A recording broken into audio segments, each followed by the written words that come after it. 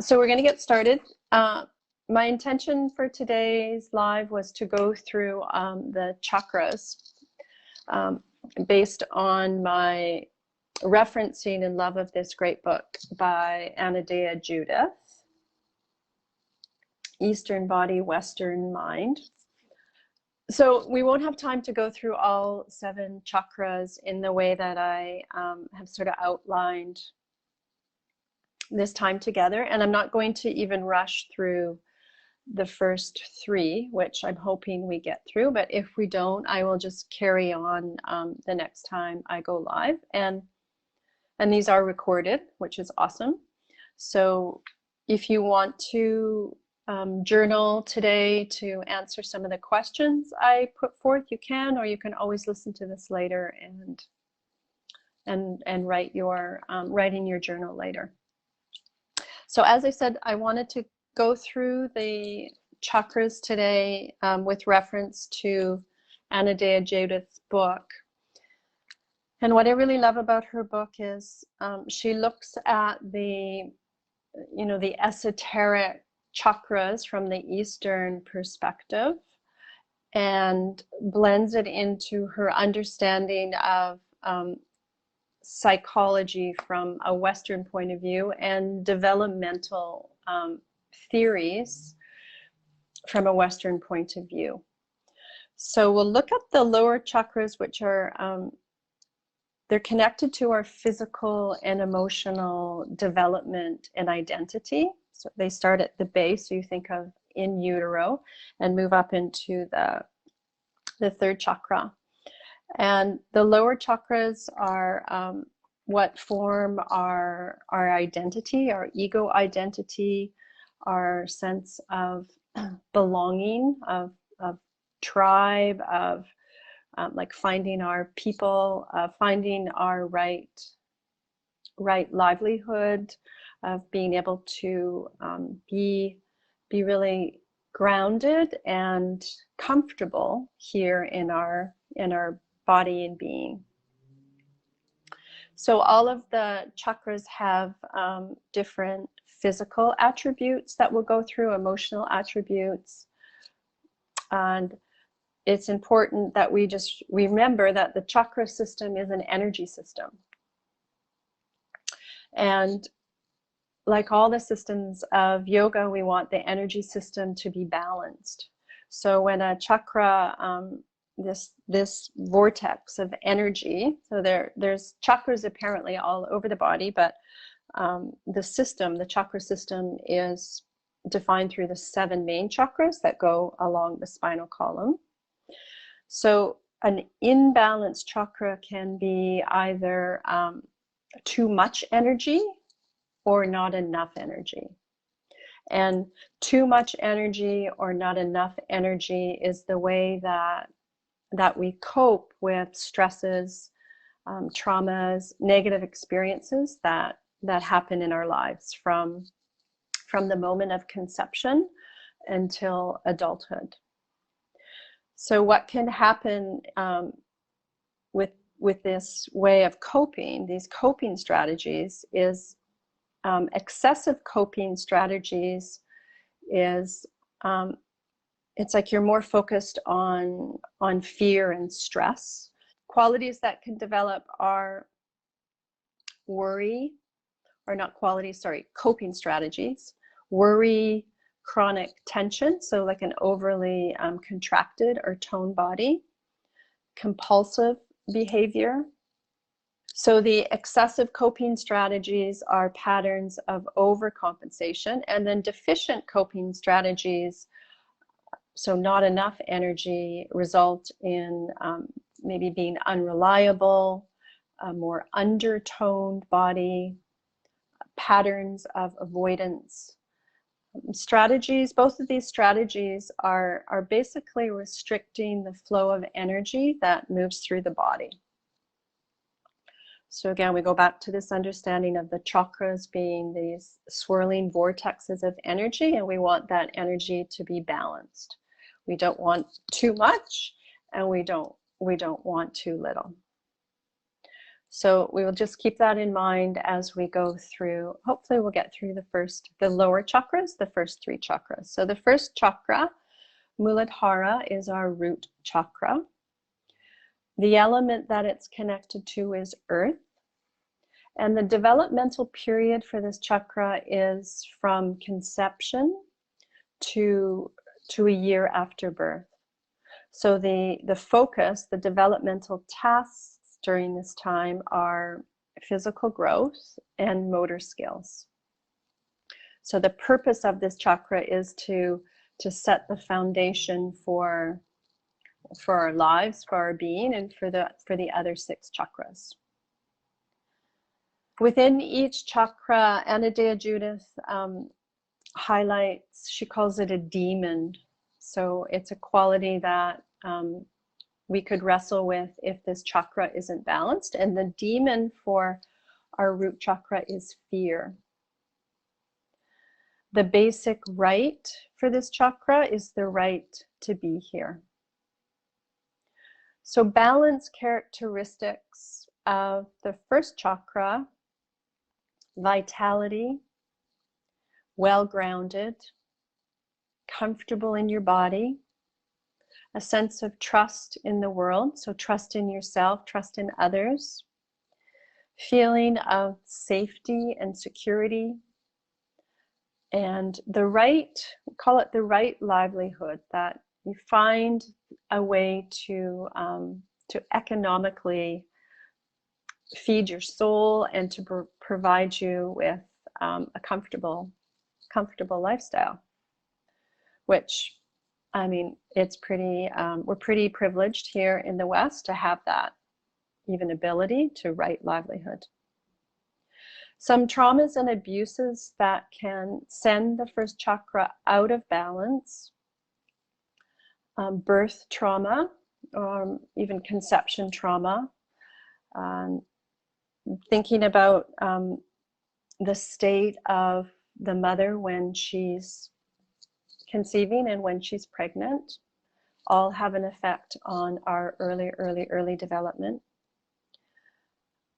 Other possible traumas and abuses are abandonment, physical neglect, not being held, poor bonding with, so she often refers to as the mother in this understanding of early childhood development, but I'll say the primary caregiver. So a mother could have a baby and not be able to raise it for whatever reason. So maybe it's an adopted parent, a father, a mother, or sorry, an aunt or a grandma. So poor bonding with primary caregiver, and feeding difficulties. So perhaps you know, the mother has an issue with nursing or is not able to nurse, and you're not receiving enough nutrition either through your mother's milk or through a bottle. Common addictions that happen in the root chakra are addictions related to food, gambling, shopping, or work. So as I said before, the conditions surrounding the pregnancy are very integral to the development of the first chakra, and that the primary focus during this time is the formation of our physical body.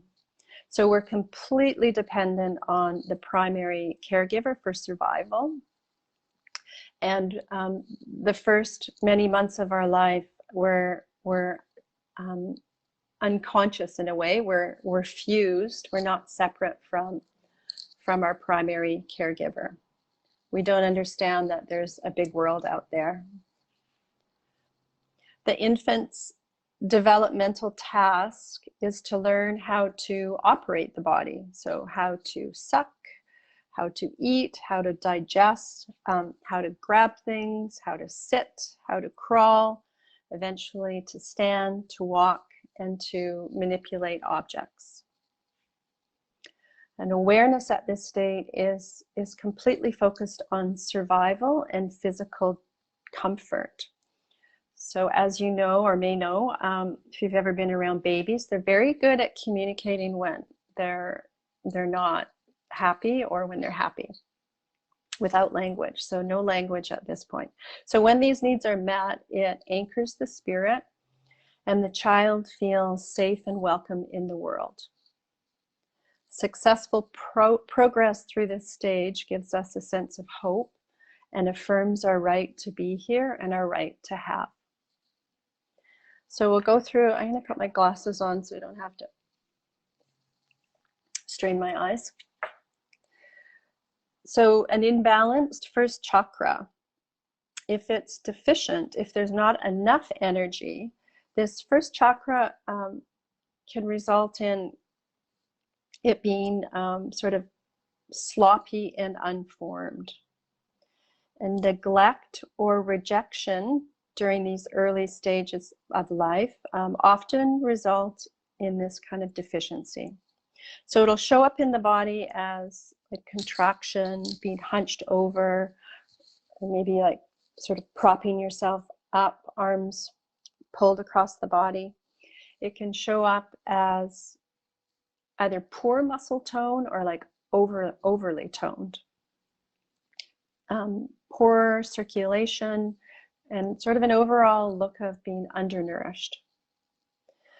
The grooming and hygiene could be poor, dressing sloppy, and there's an overall restlessness to the energy in general. So often with difficulties in concentrating, and perhaps some anxiety and that demon of fear. Details in life are not so important, and more focus becomes on fantasy and dreams. So all of the 7 chakras are related, like everything in the body and being. So if you have, say, our first chakra is deficient, it could move that energy up to the higher chakra. So that would result in maybe you just really live in your head. You're not really grounded in your body because that chakra, the energy of that chakra is shut down. Another result of a deficient first chakra is poor boundaries and financial difficulties. So an inability to take care of your basic survival needs. And what we can do to help balance a deficient chakra will be grounding exercises. So this is where yoga becomes so amazing through all the systems of yoga, but in the standing poses in particular, they can be really helpful for teaching us how to be grounded, to connect to earth beneath. So balancing posture, standing postures, any work with the feet. An excessive first chakra, so too much energy in our first chakra can feel heavy. And it's often a result of maybe a super stressful home environment or a smothering home environment. It can result in a denser body type with more weight around the hips, thighs, and buttocks, or sort of like an overly solid shape. Complaints of stiffness, sluggishness, bored, so being basically stuck, afraid of change, or maybe even at like a harshness, a criticalness to the character. Can be drawn to routine, a sense of security, possessions, and financial achievement. Appearance could be, so the opposite of deficient, meticulous, well-groomed, super aware of your outward appearances. The boundaries could be very rigid, like brick wall rigid. So to balance excessive chakra, we need to encourage movement and flow. So relaxing, maybe more gentle yoga, or creative dancing, walking, swimming, to relax and discharge the energy. A balanced first chakra results in flexibility and consistency, ease with both expansion and contraction, a feeling of comfort in the body, and healthy distribution of energy. If we're balanced in our first chakra, we have a sense of trust in the world, a sense of vitality, and an ability to relax and be still.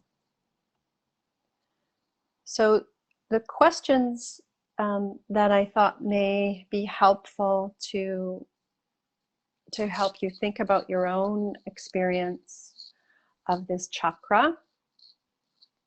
Describe your relationship to food, your relationship to money, and your relationship to your body. So describe your relationship to food, to money, to your body. I'll just quickly read them, and you'll have to journal later because I already see it's like 20 after 10. What are your self-care practices? What do you do to take care of yourself? What are you afraid of? What are your fears? Do any of these phrases speak to you? My health is a constant problem. I can't seem to get going. I'm afraid all the time. My finances are deplorable. So during the live teacher trainings, we would do a similar exercise to this, and we would just allow time for students to write down any thoughts or memories that might arise as we're going over each chakra. So I encourage you, if that speaks to you, to spend some time just writing down. It doesn't have to be sentences, just sort of freestyle writing any thoughts that might pop into your head, your memory of this time in your life, which you know, we probably don't actually remember, but through hearing about stories from our family, maybe speaking to our caregivers about what was going on in that time during our life. So let's move on to the second chakra, Svadhisthana, sacral chakra. The element is water. The developmental period is 6 months to 2 years.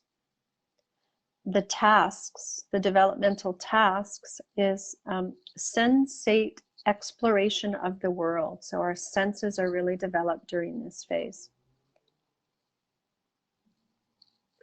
And another task is locomotion, to get moving, to start walking. The purpose of this chakra is movement and connection. So as we start to move in the world and connect with others, the demon is guilt. The basic right is to feel and to have pleasure. So balance characteristics of this chakra: graceful movement, emotional intelligence, the ability to nurture self and others, the ability to change, and to have healthy boundaries. Traumas and abuses that can happen: sexual abuse, emotional abuse, volatile home situations, denial of feeling states, emotional manipulation, restricting movement. So some people, some caregivers tend to want to keep the baby or the infant safe and might restrict them to too much time, like say for example, in a playpen, or in some kind of seat where they're strapped in. So you're restricted to go out and explore the world. Excuse me. Or alcoholic families is another trauma and abuse for the second chakra. Addictions that are common to this chakra being out of balance are alcohol, sex, and opioids. When the right to feel is impaired, so when we're denied to feel emotions as we're developing and exploring them, we become out of touch with ourselves. We numb and disconnect. The more contemporary understanding of trauma is these addictions that we all have were done in a very unconscious, or created in a very unconscious way to self-soothe. Like we needed something to soothe us when we had no other way of, especially in these early stages of even communicating. So at about 6 months of age, we start to gain a wider perspective, visually and physically. We begin to walk, we begin to crawl and then walk, and develop the ability to move away a little bit from our primary caregiver. So we get to experience these little brief moments of independence. But then we always come back, we get to come back. So the result of these experiences either builds trust, so we go out and explore the world, and we come back and we're met with love and comfort, or mistrust, which is also can create this conflict of separation. Sometimes it's called separation anxiety or attachment. So we need both this healthy independence and dependence in order to develop as healthy human beings. Opposite to the first chakra focus of grounding and stabilizing, the second chakra is all about the ability to go with the flow, to move, to feel, and to yield. In this period of our life, our focus is to move in order to expand our field of perception and to increase our sensory input. By moving the body, we build muscle tissue, we increase our circulation, we stimulate nerve endings and start to enhance the body's flexibility and aliveness. The flow and pleasure and excitation through the nervous system bathes us in sensation and awareness to pleasure. The language is not fully developed here. We might start to speak a word or two. So the primary means of communication is through emotions. This stage focuses on the formation of our emotional identity, which at this stage is mainly interested in self-gratification. As infants, pleasure comes to us through touching and closeness, play and stimulation, and validation of our emotional experiences. A deficient second chakra can result in rigidity in our body, our physical body, and attitudes, being frigid, a fear of sex, poor social skills, denial of pleasure, excessive boundaries, fear of change, lack of desire, lack of passion or excitement. An excessive second chakra could result in sexual addiction, pleasure addiction, excessively strong emotions. So well, you could say hysteria or mood swings, perhaps bipolar, crisis junkies, like you're always looking for some sort of emotional disaster. Being overly sensitive, having poor boundaries, seductive manipulation, emotional dependency, or obsessive attachment, so like overly clinging. A balanced second chakra, you have a capacity for sexual satisfaction, I don't know why I said it that way, capacity for sexual satisfaction, physical pleasure, a general enjoyment of life, and comfort with intimacy.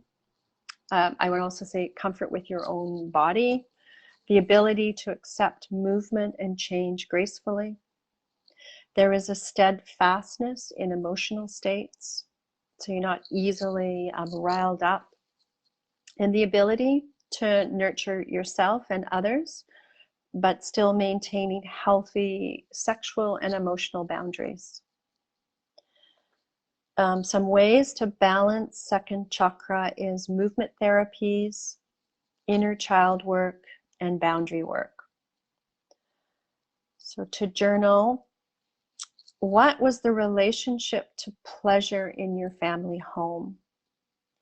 Was it encouraged, frowned upon, used with manipulative strings attached? So for example, I'll give you, if you make your bed, I'll give you a treat.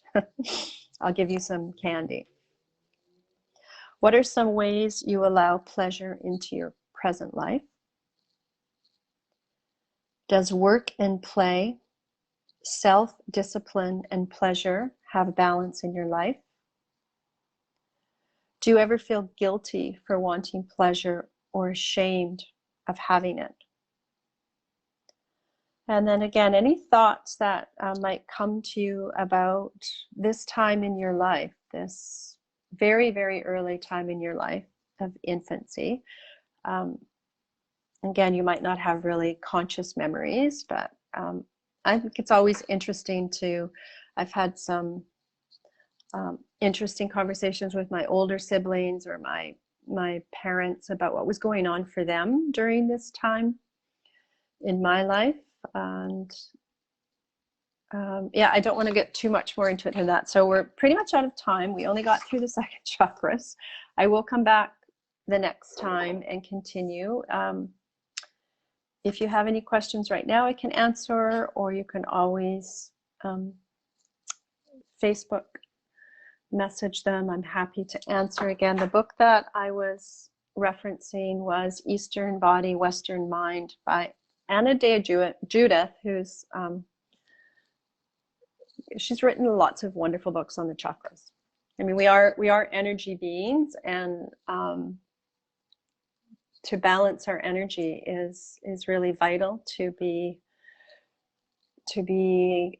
comfortable and at ease and present. Thank you, everybody, for joining. It's always nice to connect with you. So the next time I'm here, I'll keep going with starting with the third chakra, and we'll make our way up through the upper chakras. Okay, bye everyone. Take care. So nice to see you, connect to you, and I hope you're all safe and well and happy. Okay, bye-bye.